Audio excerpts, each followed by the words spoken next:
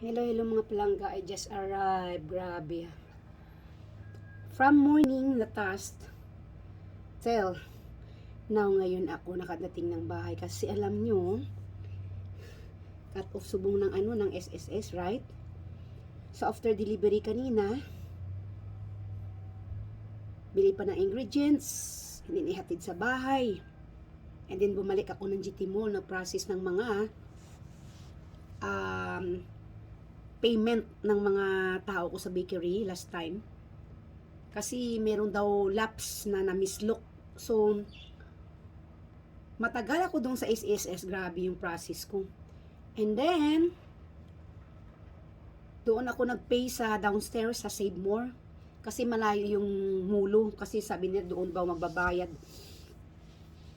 So, sa Save More ako nagbayad. Doon ako natagalan mga plangga. Kasi fall in line.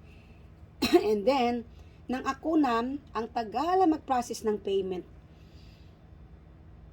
Parang nag-offline pa, tapos ginwait ko pa para may something wrong sa computer nila. Nag-shutdown pang yung computer, oh my God. So, standing ako dyan waiting doon. Parang ang tiil ko, ang sakit mga palangga. But thank goodness na natapos rin ang transaction sa SSS, ha? So, that's it. So, yun sila lala. Very hardworking and beside, maraming salamat sa inyong suporta sa aking channel. Hopefully, wag kayo magsawa. And even it's not good ang mga videos namin, mga vlogs namin, nandyan pa rin kayo para sa amin.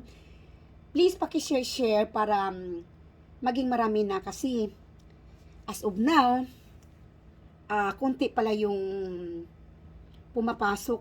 So, hopefully maging marami ang views para marami tayong matulungan. And paki-comments kung meron kayong dyan content na magawa namin kasi it's not easy gumawa ng content.